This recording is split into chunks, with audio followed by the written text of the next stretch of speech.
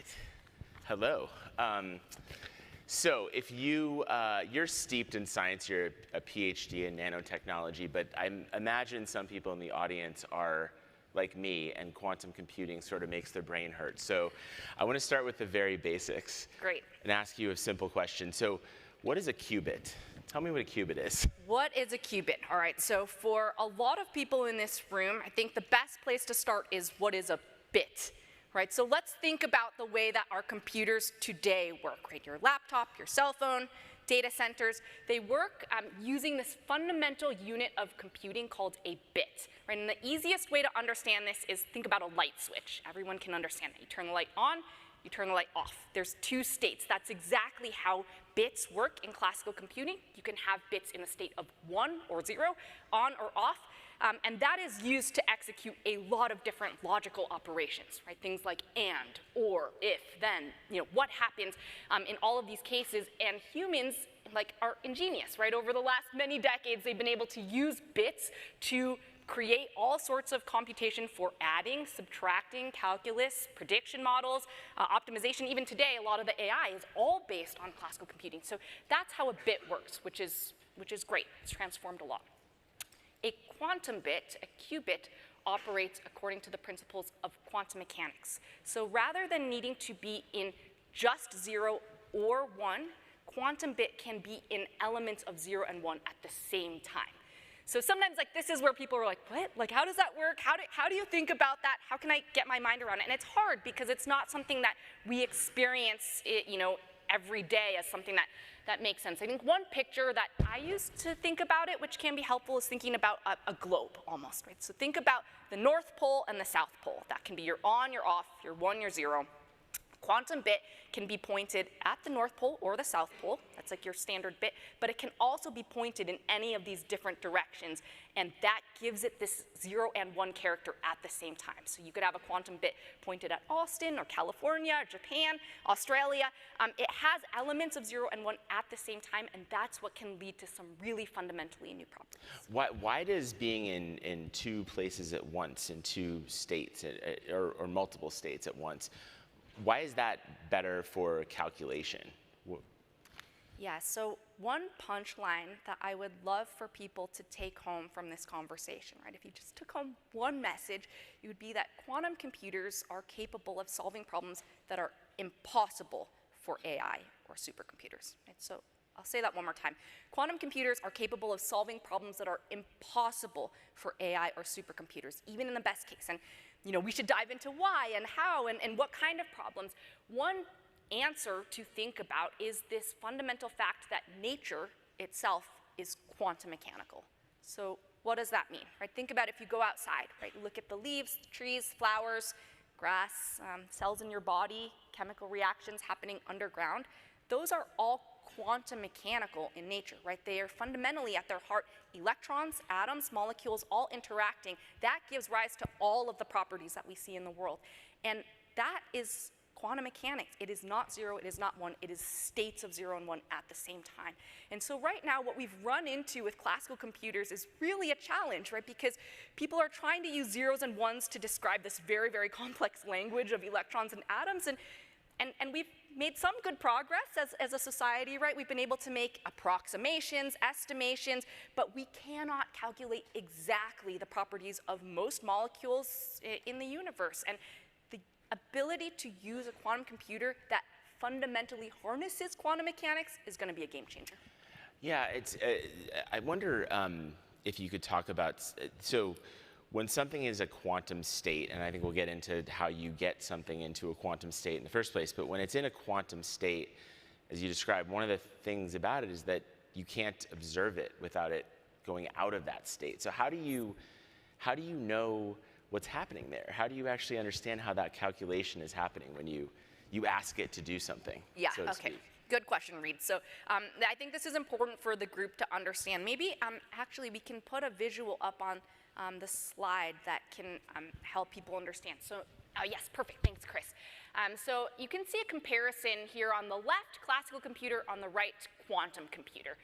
So for a classical computer, right, and again, this is what most people are familiar with. It's easier to understand. You could have n bits. So in this case, you've got 3 bits there. Each of those bits can take the value of 0 or 1, and you can imagine setting up all different combinations. If you've got 3 bits, you actually end up with 8 different combinations, right? They can all be 0, they can all be 1, or they can take turns having 1 or 2 zeros and ones. So you get 8 different combinations. With a classical computer, you are able to access all of those combinations either in series, so you could set up 3 bits to run these 8 different combinations in a row, or you could use parallel computing, right? You can set up 8 versions of these 3 bits and have them take all the different combinations. With a quantum computer, really getting to Reed's question, you're able to use 2 different properties which are really important. The first is superposition, which I talked about briefly. Each of these qubits, each of these quantum bits, can be in a 0 and 1 state at the same time. It's in a superposition of 0 and 1 at the same time. It can take those flavors. Now, where you really get the power of quantum computing is when you start to have multiple quantum bits together acting in concert. This is called entanglement. It's the idea that you can get multiple qubits talking to each other, really related to each other. As you do that, you can get elements of all of the different states accessible in one state. So what do I mean by that? In the same way that you had 8 opportunities to combine with a classical computer 3 bits, there's 8 possible combinations with a quantum computer, but if you entangle all 3 qubits, you can get flavors of all states in just one state at that time. Now you said, Reed, hey, when you measure it, then this is what's known as wave function collapse. The wave function collapses, and you can only get 1 measurement out. You don't get all 8 measurements out of the system. You can only get 1. And this is really, really important point, which is often fundamentally understood incorrectly, right? So you make 1 measurement. You have to set up your problem in a super creative way. So algorithms are designed to be extremely clever, such that you increase the probability of getting the right answer at the end. You decrease the probability of getting the wrong answer, such that when you measure 1 time, you hopefully have exactly the answer you want. So let's start with you. Let's go back to just how you create this thing. You Google quantum AI just came out with this Willow chip, as we just heard. Inside this chip is a number of quantum of qubits essentially. What are those things, and how do you get them into the quantum state? I mean, I've been to your facility in Santa Barbara. I've seen the giant chandelier that just freezes this thing. Tell me what's going on there. Yes, absolutely. So a couple things to think about, right? And there's a lot of different approaches to getting to a quantum computer. And I think it's important for this room to understand also, right, there's different components. So oftentimes what gets the most attention is the hardware, right? So that's what we're talking about. We could dive deep into the hardware, but you can imagine that there's lots of elements that are required to make that hardware work, right? So there's the chip itself, there's all of the surrounding hardware that supports the quantum state of that chip. There is the software that controls the chip and tells it, what computations to run. And then there are the algorithms that really identify what are useful applications. So when you look at kind of different approaches, different companies, different groups are really trying to play in different parts of that space. What Google's approach really has been, and we're confident in this approach, is to try to take what's called a full stack approach. So Google has tried to work on not just the qubits themselves, again, which we can talk about, but the qubits, the full computer, all the hardware surrounding that, the software and the hardware, because we think that's going to be kind of the most seamless approach. And so you have to freeze it. You have to freeze these things, get them to I think, what is the temperature of there's only certain, it's colder than space, yes, essentially, right? That's really hard to do, I imagine. Yeah, it really is. So oftentimes, people will say it's cold. It's colder than outer space. You came to our lab. Sometimes people say this is the coldest place in the universe. Right. We have to get down to specifically 10 millikelvin. So that's 10 millikelvin, just above absolute 0. And the reason that we have to do that is because of the way that we're making our qubits. So maybe we can put this, yes, exactly, thanks, Chris. So you can see this slide here. There's a lot of different approaches to building a quantum computer. It's important because this is a super hard problem. How do you get to different types of qubits? You can see several examples up here on the screen. Google is pursuing superconducting qubits, so we can dive into that a bit more deeply. But one way to think about this is you can essentially create a qubit out of anything that can be in a quantum state, right? So you could use electrons, you could use photons, you could use atoms, you could use anything. And the real question is there are trade-offs to what you decide to pick, right? Every option has its advantages, every option has its disadvantages. So, you got to think about what's easy to make. How can you actually, can you make this thing? Can you measure it? Can you control it? Is it reliable? Can you start to program it? How do you manufacture this on a large scale? These are all types of questions, and you can see examples. Different companies are taking different approaches, but we're quite confident at Google in the superconducting approach. Well, let's go into the impacts of this a little bit now, just to, I think, give us a sense. We've gotten in, I think, deep into the tech and what's happening, but what can these things actually do that a classical computer can't? How is it going to change the world? And I love the stat. What was it? How many calculations did the Willow chip do? Yes. Compared to 10 septillion, right. Which would, so it would have taken 10 septillion years on a supercomputer what took 5 minutes on the Willow chip. That was a benchmark problem. It's older than the universe, essentially. Older than the universe. So possible. So you have this power to do these massive calculations. What are we going to do with it? Yeah, so I'll give an example that is really kind of personal to me, and then we can talk about many other examples. So 21 years ago, my husband, then friend, was facing a very tough cancer diagnosis. And for those of you in the audience who have gone through this yourselves, or have a friend or loved one that have gone through, it's horrible. It's very rough. And he went through chemo, he went through radiation, nothing was working. And ultimately, we were very lucky. We were at Stanford at the time. There was a clinical trial. He got onto the clinical trial, and it worked. Fast forward to today, he is an oncologist himself. He's a cancer researcher, and he's helping to treat other patients.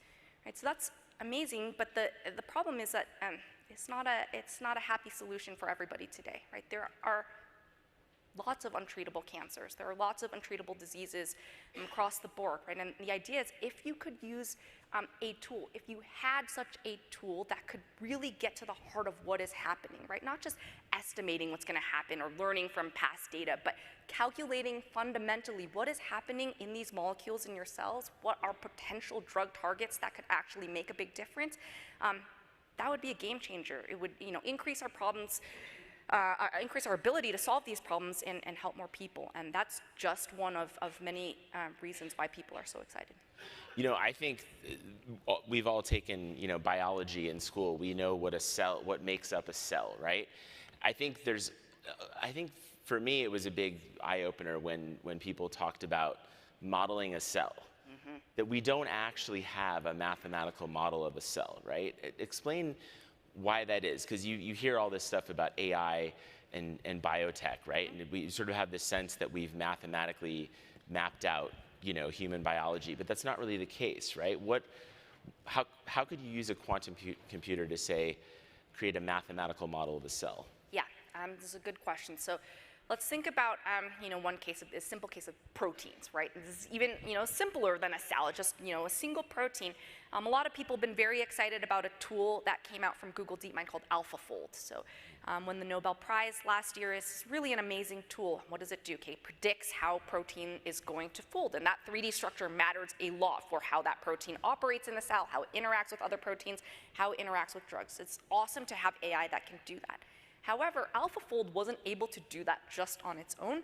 AlphaFold had to train from roughly 100,000 proteins that were in a protein data bank that were painstaking data, really collected over the past many decades by protein biologists, crystallographers, people that are working to actually get real data for AI to learn from.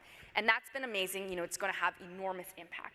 But there are many, many, many situations, including in the cell, as you said, where we do not have data, right? We don't have any data for AI to learn from, and the best classical methods are very crude, right? They're making crude estimations because we cannot, fundamentally, again, it gets exponentially complex as you increase the size of the molecular system to try to use binary modes, right, zeros and ones to complicate and compute exactly what's happening. So the idea is if you can use quantum mechanics itself, not be like overwhelmed, like, oh my God, this is way too complex, there's too many electrons, we can't do it, end of story, let's just try to learn from data. If you can harness quantum computing itself, it operates according to quantum mechanics, you could ideally really get these answers, understand from the ground up, ab initio, what is happening inside of a protein, what is happening inside of a cell. Right, and it's also not replacing classical computers, right? I think that's something that is important to understand as well. This is not like we're not just all gonna have quantum computers in our pocket at some point. Yeah, I'm glad you brought this up. I really wanna make sure people understand this point too. You know, the two types of computing are going to be complementary to each other. And sometimes we'll hear, okay, quantum computers, it's gonna be our new form of computing, so in 10 years, 20 years, it's gonna replace everything we have today. The answer is no. You think of quantum computer as yet another tool in your toolbox. Yeah. So it really will change the world in fundamental ways, but we can't do it yet. So what is the challenge? Why is it that you've been able to demonstrate such amazing things with quantum error correction, which I'd love for you to explain as well. But like, what do we need to do to actually build an at-scale quantum computer, as they say?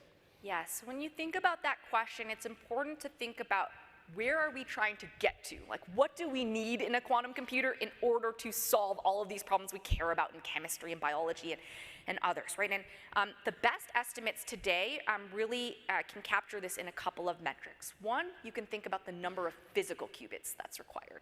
So as I said, it's great to have one qubit, but one qubit on its own isn't going to do much, right? 10 qubits on their own, they're not going to do much, they're important stepping stones. But in order to run problems that we care about, like in chemistry and material science, it's expected we're going to need on the order of at least 100,000, a million, or more qubits.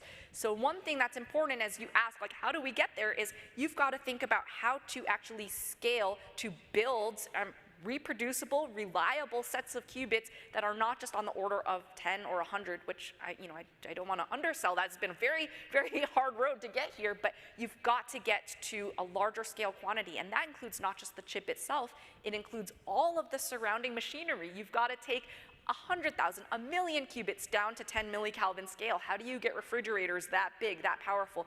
These are really important problems. Maybe the second thing I'll comment on, and we can talk more, is it's not only the quantity of qubits that matters, right? Sometimes people will say, yeah, it's just the quantity. Everybody knows, it's not just quantity that matters, it's quality.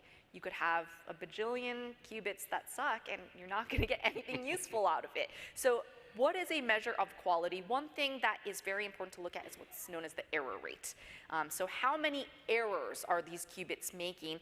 A good rule of thumb, again, from the kind of current estimates, looking at what we need for chemistry materials, is at least on the order of 10 to the minus 6 logical error rate. So what that means is you're making one error, one mistake in every 1 million or more algorithmic steps. Now with Willow, as you mentioned, we had an enormous breakthrough, and we can talk about that in more detail. This is the very best error rate reported to date in a quantum computing system. Our error rate is 10 to the minus 3, logical error rate of 10 to the minus 3. That means we have one error in every 1,000 algorithmic steps, which again has been an enormous amount of work to get there.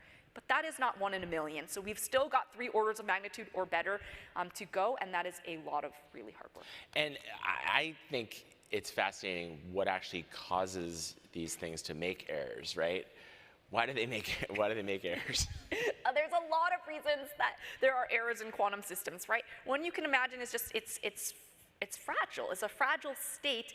It can be disturbed by energy, by noise, by vibrations in the environment. And so, you mentioned these giant dilution refrigerators. Actually, we can put this slide back up on the screen so people can get a picture. If you look at the far left on superconducting qubits, the image that we're showing on the screen is of one of these. Sometimes people call them chandeliers. They're called dilution refrigerators. They really are the tool that gets our quantum chips down to 10 millikelvin. So each of these flat stages that you're seeing, it goes all the way from room temperature down to 10 Kelvin, 3 Kelvin, then all the way down to 10 millikelvin. And the chip is screwed on in a package to that coldest stage. Now, why does it have to be be so cold? Well, that is where superconducting qubits start to get their quantum nature. So at that temperature, they take on quantum character, and we're able to actually get the qubits that we care about. Now, for those who may have seen, we end up shielding these refrigerators, right? So you can see it unshielded now, but we put these different types of cylindrical shields around. That's really to protect the quantum chip from noise, protect it from the environment, unwanted microwaves, cosmic rays, things like that, so that we really get the computation that we want. Yeah, shielded from, so basically tiny particles that we can't even see are passing through the Earth constantly, and they often slam into these qubits, essentially, right? Exactly, and it's important because this is the kind of the trick. It's one of the hardest parts of quantum computing is you want the qubits to maintain their fragile state, but you also want to be able to manipulate them. So you do want them to be sensitive to the environment. So we send these, you saw in the image, we have all these control wires that go in. You want to be able to talk to the qubits. You want to be able to read out what they're processing. You want to be able to adjust their state, but only in the way that you have full control. And that's a trick. I'm going to talk about policy a little bit, just to change gears. I mean, a lot of this came from basic research, right? Funded by the US government, other governments around the world. And that's sort of what got us to a point where a company like Google can take on a challenge like this. How important is that? How important is it to continue that, do you think? It's critical. Yeah, basic research is critical. So you look at, even if we talk about classical computers, right, the transistor, that was all at its heart funded by US government fundamental research, investments in science, in really understanding at its basic level, how do electrons behave? How can you set up materials that have such properties? That is what has given rise even to in a lot of the advances we have in quantum computing today. It's all based on basic science. Even, in what we're building at Google, we learn every single day from the work that's happening in academic research labs. We're always reading the literature. We're looking at papers. There's new advances. No one company is going to do this on their own. No one team can do it on their own. You've got to have the whole community of researchers, and government investment in this is a critical part. So, and we have China, which I think is outspending the US 2-to-1 on quantum research. Mm-hmm. What does that mean? I mean, we're in this technological race with China. Yeah, there is really good research coming out of China, really good advances, right? So if you look, I think even at recent announcements, we're seeing a lot of progress in quantum communications, in quantum computing, all coming from China. And look, you want to make this case. You talk about government investment. Let's talk about the Human Genome Project or the Race to the Moon. There's numerous other projects. These would not have been possible by scientists alone. Absolutely not. These would not have been possible by one company alone. Absolutely not. They were required, really, government investment and also international diplomacy in many cases to advance the technologies. And that's exactly what we expect to be required here. And you worked in the White House Office of Science and Technology Policy under Obama, right? How do you think, we've seen a lot about basic science funding right now in the current administration. How do you think they're doing with regard to quantum? I think it remains to be seen. A couple points I will raise.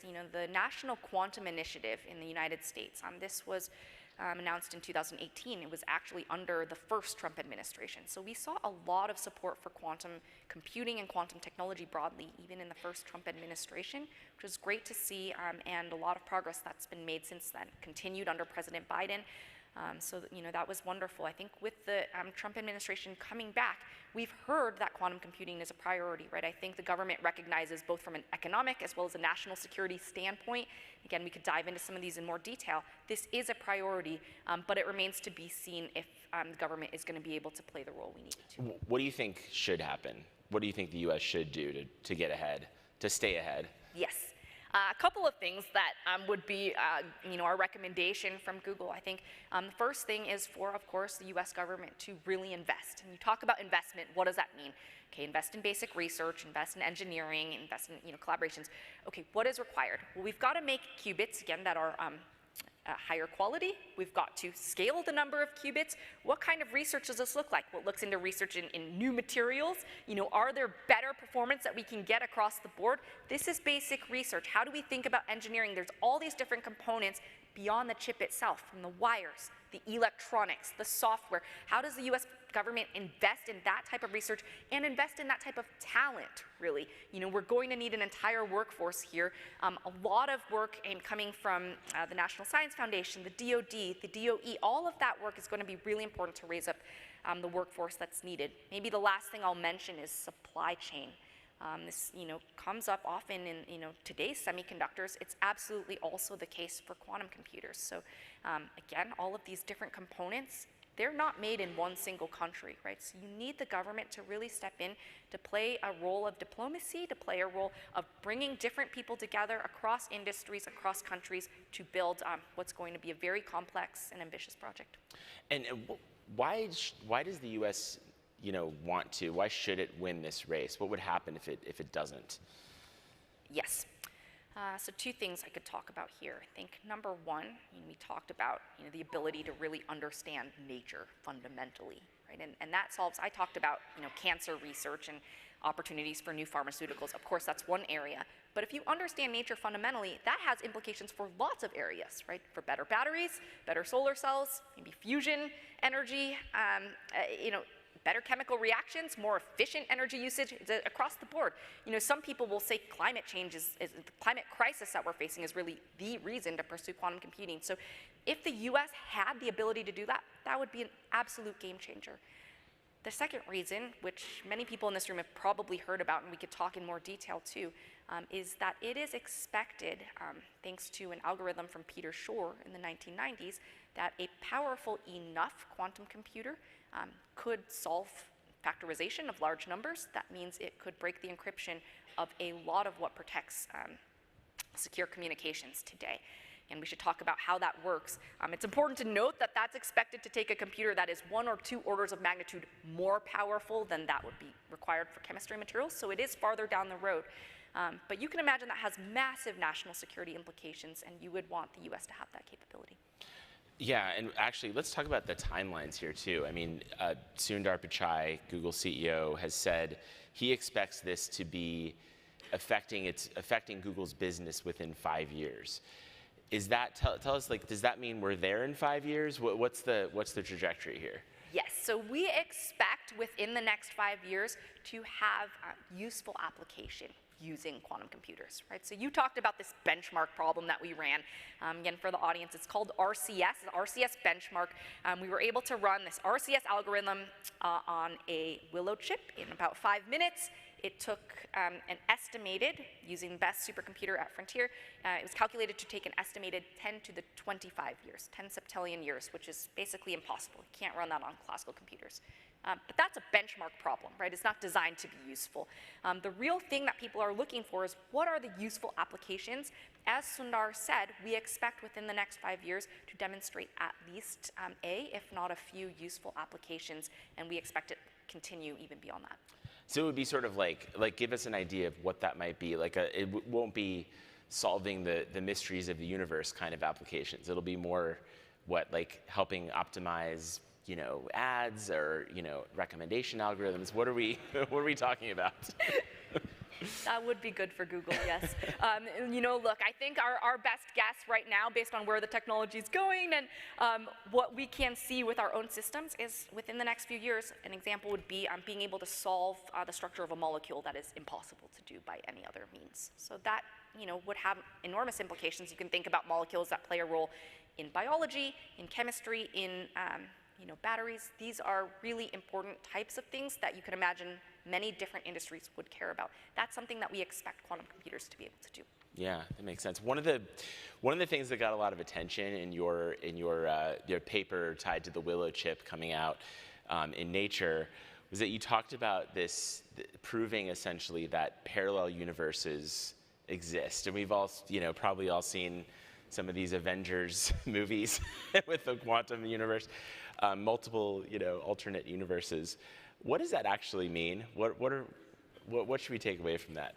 Yeah, so for people who aren't familiar, there is a concept called the multiverse, not to be confused with the metaverse, the multiverse, which is really this idea that there are multiple parallel universes all happening at the same time. Now, this has not been proved. The Willow chip doesn't prove it by any means, but it is one explanation, right? You look at a lot of physics today, and you actually see over the course of history, physics and philosophy have always been very closely tied together, because physics can tell us what, it doesn't necessarily tell us the why. And I think a lot of people can see. You can see the way that electrons behave. You can see the way that atoms behave.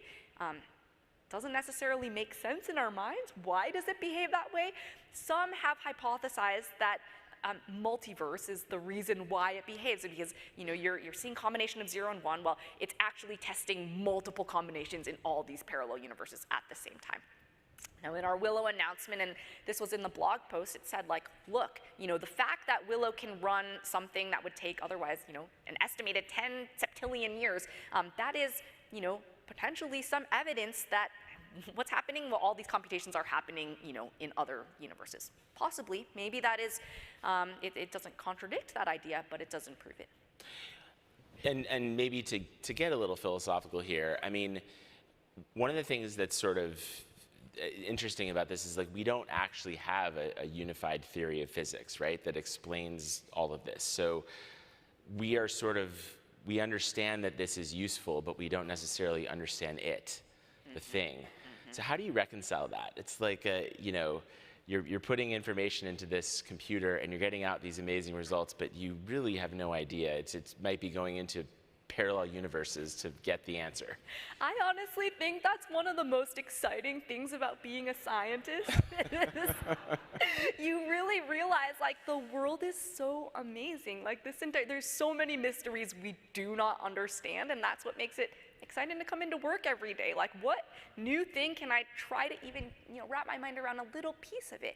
To your question, maybe I make an analogy. Like, most people here probably know how to drive a car, right? Do we understand, all of us, the inner workings of how that car works? No, we don't, but we absolutely use it to get from point A to B. It's useful, and there are ways to test it, ensure the reliability, ensure that it's secure. There's a lot of tests we can run. I think it's very similar, with the mysteries of the universe. You think about a quantum computer. Does anybody in this room fully understand how it works? No, there's a lot of mysteries we don't understand. We find that it can be useful, and if we can set up the right tests to make sure that it is safe, that it is secure, that it's reliable, giving us what we need, then absolutely, let's use that as a tool. Yeah, I think about it as, like, if you thought about scientists in history, right, who didn't have the instruments that we have today, who didn't even understand, that we are a round thing in the middle of the universe, and we didn't know what stars were. I mean, can you think, like, is there an analogy, like an historical analogy for what we're sort of, on the cusp of with quantum? Yeah, I think there's, like, many such analogies, right? Even think about, let's take one simple one in recent history, the Human Genome Project, right? That's an enormous undertaking led by the US, but with collaboration with countries around the world to really try to understand, can we solve the sequence of the human genome, at least to a certain degree, and use that to become, actually information that impacts our everyday life.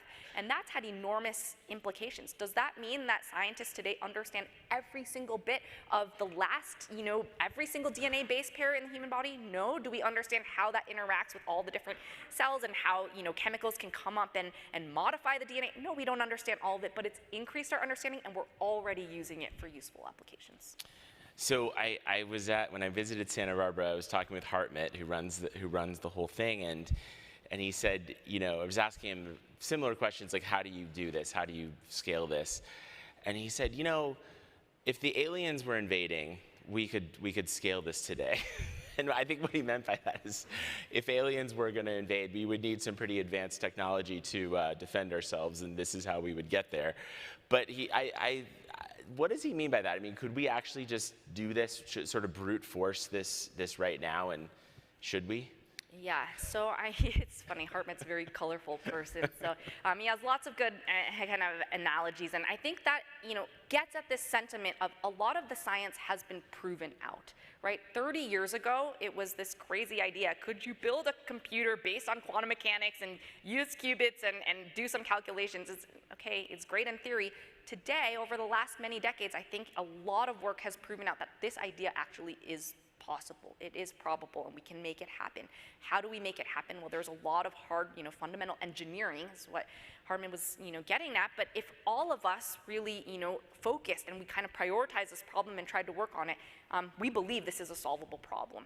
So we're going to get to some audience questions. I think the last thing I'll ask you, though, is I think an important thing for everyone here is there's a lot of hype out there around quantum, and there are companies today that say they are actually using quantum computing right now to solve various algorithms.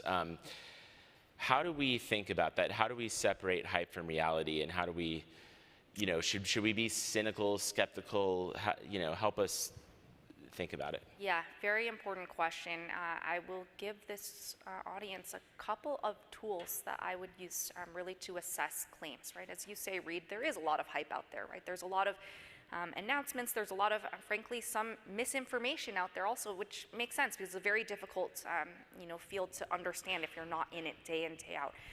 Even if you are, it can be difficult to understand. So, what are some of the tools that people can think about? I would list a few. So, number one, if you're looking at, some news or some claim that is out there, how many qubits are there? Like, let's look at the quantity of qubits. Again, because as I said, to get to practical applications, best estimates, you're going to need something like 100,000 million or more qubits. So does this claim have even 1 qubit? Are there 10 qubits, 100? That gives you some measure of how far along we are on the way to getting, practical, useful computer. I talked about also quality of the qubits, right? You can look at the error rate. At what stage is this claim? To what degree does it get to the 1 in a million or better error rates that we need? How far along is it? That's an important thing to think about. Third thing you can look at is actual performance, like what can be run on this chip. And we've talked a couple times now about this RCS benchmark that's almost table stakes. Can you run this benchmark algorithm, and how does it compare to the best classical supercomputer? Okay, awesome, but beyond the benchmark, what's possible on this chip? What can be performed? How quickly does it do the computation? That's an important thing to think about. Maybe the last thing I'll really encourage this group to think about, and I do this myself, especially in areas where I'm not an expert, is what are the experts saying, right? There's a whole community of experts that have spent decades really looking at this problem, understanding it, thinking deeply about this. What do experts say about this? And that can help inform your own view. Thank you. So let's do, where do we, they're right here. So let me read, I'll just start from the top. So how can we ensure quantum is developed safely and transparently? Are there open source initiatives or public forums to track progress and mitigate threats? Yeah, thanks for the question. So I think it's very important to ensure that it is developed safely and transparently. One of the ways that this is done today is through peer-reviewed research. So you'll notice even over the last year, a lot of papers published in journals like Nature to really ensure that there are experts looking at this, that there is scrutiny. You can see a lot of transparency in that, reporting facts and really being able to test itself. Are there open source initiatives? There are many such initiatives. For example, we've got a couple open source programs at Google ourselves, but this is really where the field is trying to go to be able to track progress as a community and see how the field is doing. This is a good one. Given that both quantum computers and AI work in a probabilistic manner, should we ultimately look forward to quantum AI? Yes, so the name of the team at Google trying to build the quantum computer is actually Google Quantum AI. It is for very similar sentiment as raised in this question. At the end of the day, we really believe that quantum computers, again, are going to be able to do things that AI cannot. If you can combine quantum and AI together, you envision that you can get a lot more benefit out of that. So here's somebody who's wondering whether they should sell their Bitcoin. How do we best prepare? Sorry, did that go away? That went away. Sorry, there was a Bitcoin question. Maybe it's about, the next one now. Oh yeah, so based on the timelines, will quantum get us cures for cancer before it can break Bitcoin encryption? Sorry, is that a different? Yes. So yeah, I talked about this briefly, and that is really according to the best estimates in the field today. It's estimated that it'll take on the order of about 100,000 or a million physical qubits and logical error rates, as I said, 10 to the minus 6 or better, to get to chemistry and materials. Being able to break encryption, it's expected to require a quantum computer that has 10 or 100 times, right, an order of magnitude, 2 orders of magnitude more powerful than that for chemistry materials. So answer to this is ideally yes. So how do we best prepare the kids in school right now for a quantum world that seems just 10 years away? I love this question. I have a 5-year-old daughter. I know you've got kids too, Reed, and I love it. You want to think about what's happening in the future, right? It's not the same as what we learned when we were in school. It is how do you prepare them? I think there's a number of things to do. Obviously, math, science, humanities, all very important. I think it's important to think about a world of possibilities, right? How do you have the skills to really try to understand how you could use a quantum computer? What are the applications that are out there? Really understanding different opportunities and being able to dive deep into that would be awesome. So what are the main concerns regarding the ethical implications of it? How can we ensure its benefits are not limited to a few major companies? I guess they're talking about Google, or government. Yeah, I think this is a really important question.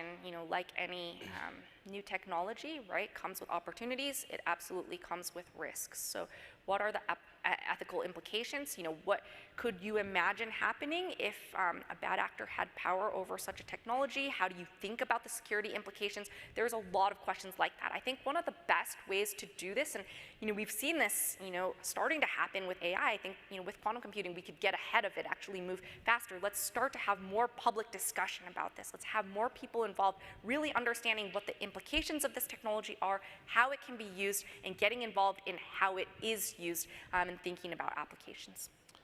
I heard there are people using quantum computing to make market stocks predictions, optimizing logistic routes, exploring new materials. Are those cases real? That's what we were kind of alluding to earlier. Yeah, so I think it is real that people are using quantum computers for these problems. I am not sure it is real that they are getting useful answers for those problems, today's quantum computers. So really want to make that case, right? To date, there is only one known algorithm that has outperformed a classical supercomputer, and that is the RCS benchmark. RCS stands for random circuit sampling. Again, awesome, it's a benchmark problem. This, again, is really important measure, but that is not something that is used for useful applications today. All of the applications that you've seen that are here in this question, and also, I want to give credit, there's really interesting science experiments that are being done on today's quantum chips. That is awesome, but nothing to date has been out of the reach of what you can do on classical computers. Actually, just those science experiments, can you just quickly tell us what those are? Because those are really interesting. Yes, yeah. So I think even if we look at what's possible on Google's Willow chip, our previous generation was called Sycamore. We have collaborations with a lot of scientists, outside of Google, and we've been able to have really interesting new discoveries in things like magnetism, discoveries of systems like time crystals, and a lot of different understanding of how are electrons even situated in this 1D material. How do we think about fundamental physics? There's a lot of interesting answers you can get from quantum chip today. Now again, underscoring, you can also get these answers with classical computers today. This is just another tool to get, is another instrument, right, to get at the answers. We're continuing to do that. We're excited about it. Our collaborators are very excited about it, but we really look forward to the day where it's possible to run things that are impossible otherwise. Yeah. So how can we think quantum? Understand what it is capable of doing. How can we evolve our binary mindset? Yeah, this is hard. I mean, you think about your, however many years you've lived on Earth, and your everyday experience is very binary. Even our, our phones, our computers, everything that we think about, it's a very binary way of thinking. And there's a couple of different ways you can do this. I would say, like, even if you go on a hike, I would take a walk. I love, going up in the mountains in California, and you just, breathe the air, and you're like, look around. There's everything around you is made up of quantum computing. If you could really look at that, appreciate it, start to kind of dig deeper, whether it's through books, whether it's through videos or anything else, right? Just doing your own understanding of, like, how does this work? What is here fundamentally? It'll kind of open your eyes in a very different way. So recently, Microsoft announced Majorana 1 as a breakthrough in developing quantum computers. How does it compare with Google's superconductor process? Yes, so Microsoft announced this a couple of weeks ago, and it's been a long-standing problem for them. I think they've been working on this problem 17 plus years, so it was really good that they were able to release something. Now, the claim here is that there is 1 qubit. I think that's a Majorana qubit, but that has not been proven yet by public data. So that is something the whole field is very eager to see from Microsoft. I think we heard, these experiments are consistent with potentially 1 Majorana qubit, and they said that they've got data to come in the coming weeks. So we're all really looking out for that. In contrast to Google, and this was the question, Google's Willow chip has 105 qubits. We've demonstrated a logical error rate of 10 to the -3. That is 1 error in every 1,000 computational steps. So these types of things are really important to be measuring as you're looking at progress. Thanks for helping me with the pronunciation there. Can quantum computing potentially make it possible for us to travel to other galaxies and even test the theory of the multiverse? To bring that up again. Maybe. I think that remains to be seen. Okay, you've talked about US and China. Is there a specific role you want Europe to take on in the quantum scene? Yes, so Europe has a very important role to play. I think we've been really excited to see kind of the EU coming together on a lot of these kind of quantum initiatives in specific countries, including in the Netherlands and Denmark and Finland, really taking a role here. Look, I want to underscore this, right? Quantum computers is not just one computer. There's tens of thousands of parts that go into this, right? And again, no one country is going to be the expert of all of those parts. Even at Google ourselves, we collaborate with over 100 institutions in a lot of different countries, including in Europe, as well as Asia and Canada, really to bring this quantum computer to fruition, right? So Europe has a lot of expertise, for example, in cryogenics, getting to super low temperatures. Europe has expertise in wiring. Europe has a lot of expertise in algorithms and others. So yeah, there's a huge role to play. This one, I thought qubits have 3 states, 1, 0, and both. But it seems there is a scale. Can you elaborate more on the error rate, elimination, and observation bias? I guess those are kind of 2 questions. Yes. So let's start with error rate. So maybe we'll start with the first part of the question. So 3 states. So the qubit actually has, if you think about a quantum system and the way that you want to set up a qubit, it has 2 different states that it can take character of both, right? So it can be in 0 or 1 or some combination of 0 and 1. And I wouldn't call that a third state. I wouldn't call that both, because it can really be mostly 1 or mostly 0 or halfway 0 and 1. There's really like a huge set of possibilities in between those 2. So you think about a 2-state system. Now, interestingly, and I put this as an aside, but there are people that are looking at 3-state and 4-state and higher qubit systems. I guess that's called Q-trit or Q quadrat. So essentially like a 0, 1, 2, 3, and then can you think about states that are kind of in between those. It's very exploratory research. But yeah, for the types of qubits that Google is working on, we have 0, 1, and then kind of linear combination of the 2. Can I elaborate more on error rate elimination? So this is actually good for this group to understand, right? Every single qubit inherently has error in it. We talked about this a little bit, right? So every qubit can have, whether it's due to some imperfection in the material itself, whether it's due to, outside interaction or interference, there's error inherent with it. And when you think about scaling up a quantum computer, right, this has been a long-standing problem for decades. People say, all right, if you just keep adding more and more qubits, you're compounding the error. If your 1 qubit has error and you're adding more and more, you get to 100, 1,000, they all have that same error. You're actually introducing huge amount of error into your system, and you're not going to be able to do useful computation. So one of the things that the field has really been working towards, and this was part of Google's Willow announcement in December, is called quantum error correction. So it's how do you the errors are going to be there. That's just a fact of nature. We can keep trying to push it, but it's never going to have a perfect qubit. So how do you correct for the errors that exist? This is really borrowing an idea that also exists in classical computing. Rather than having a standalone qubit on its own, what we've done and others in the field have been working on this is actually, can you have multiple qubits working as one logical single qubit together to protect for the individual errors that are arising? So if you can have one protected error, one protected qubit that can actually get decreased amounts of errors, you add more and more qubits, but you protect against it, kind of have some redundancy built in there, you could actually have a much higher quality qubit. And that's what we've been able to demonstrate, and it's really important direction for the field. Do you want, just on that topic, do you want to address the Amazon recent error correction, or I guess it's almost like an error reduction method where they have this qubit that kind of oscillates, I guess? Yes. Is that interesting? Yes, it is. And I really want to give credit, right, to all of these advances because, underscoring this is a very difficult field. This is a very, very difficult topic. It's not easy. You've got a lot of hard work from multiple people in the lab, over decades. So every advance really should be celebrated and recognized. Amazon and others really looking at this idea of error and, how can you start to mitigate some of the error that's there? If you can't correct it completely, are there ways to reduce it even just a little bit? And these methods are going to be important too. That's interesting. What could be the consequences if one foreign nation like China gets a high-functioning quantum computer before anyone else? We kind of touched on this earlier, but if you have anything to add to that. Yeah, we did. I think nothing more really to add. Essentially, just think about the opportunity that is here. It's enormous. We really want to think about how that can be used in exactly the right way.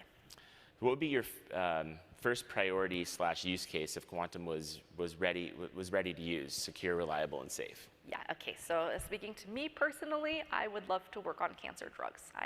That's the thing I'm very, very motivated by. I think that would be amazing to be able to really understand different kinds of systems that cause cancer in the body and new types of materials and molecules that can actually help solve that.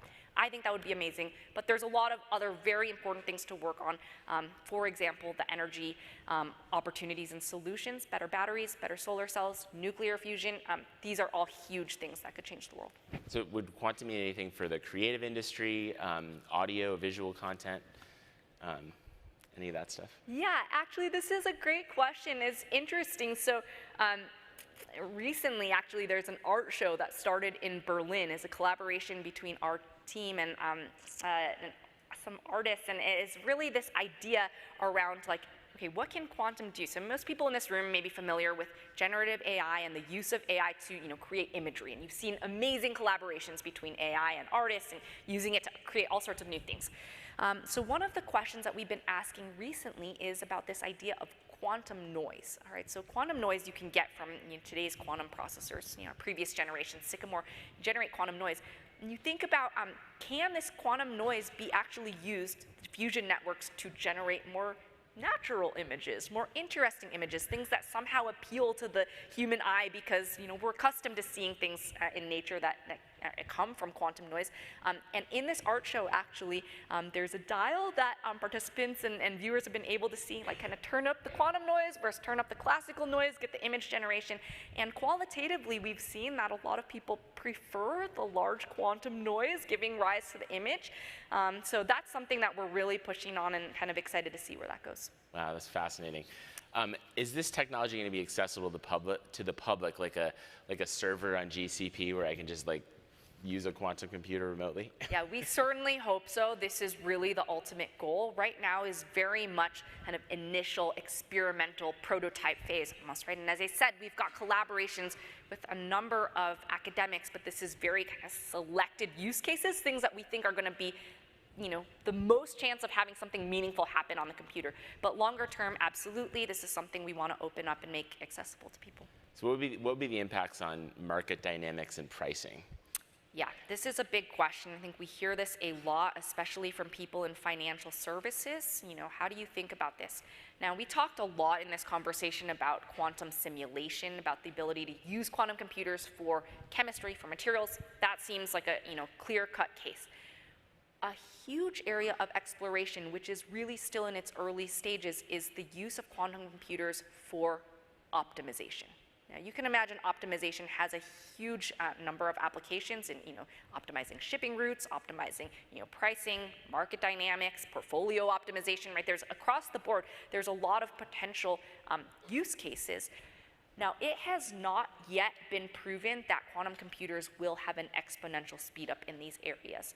There's a lot of work going on here, and it's been shown, including, recent paper that we put out a couple of months ago on an algorithm called DQI, so you can look it up. There are advantages, even exponential, for quantum computers in some regimes of optimization, but it's not clear what the applications for those are yet. But this is a really, really active area of research. I like this one. How do you know that a qubit is in a quantum state? What do you see aside from the speed? Yes. So there's a number of ways that you can tell. I think the most important way is to actually run the measurements that tell you it was in the state that you prepared. So if you wanted, for example, right, if you wanted quantum bit to be in the state of 0, just 0, no one character at all, you run a measurement, you can actually get out 0. If you wanted to have a quantum bit that was in the, 50% 0, 50% 1. You would set that up. The way that you would measure multiple times, and ideally you would 50% of the time you get 0, 50% of the time you get 1. And there's other similar tricks like that. Yeah. How much time do you need to produce a qubit? Okay, I think the question is maybe on the fabrication. So one of the things that we have at Google, I said we've got a full stack approach, again, trying to build everything from the hardware all the way to the software and the algorithms. For us, this is a really important strategy to get a real useful quantum computer. We have our own fabrication facility in Santa Barbara. So I know you were in Santa Barbara in the lab, Reed. So we actually have a facility where we make the qubits ourselves. We use a lot of the same equipment and tools that are used in the traditional semiconductor industry, which is great. On average, I think we can, I guess we don't typically make single qubits. We'll make groups of 5 for tests or groups of 10, all the way up to 100. And we can make, a device with 100 qubits in a day. Wow. Okay, I guess this will be the last question. As you see the future of computing and technology broadly, what would you recommend your children, or I guess all of our children, study and how? And what role should universities play? Yeah, I would love for children to study, again, science, math, engineering, but also the arts and humanities, right? At the end of the day, you're not creating the computer for the heck of it. It's a very cool science experiment, but we're creating the computer to have use in all of these different application arenas. And so I think it's really important for children to study and really understand, what do they care about? What are things that are going to make a difference in the world? And then how can they apply a quantum computer to those problems? And of course, universities are going to be critical in that. Those are great questions. I learned something. I hope you all learned something. Thank you so much for sharing your knowledge. Thanks, Reed. Thanks, everyone.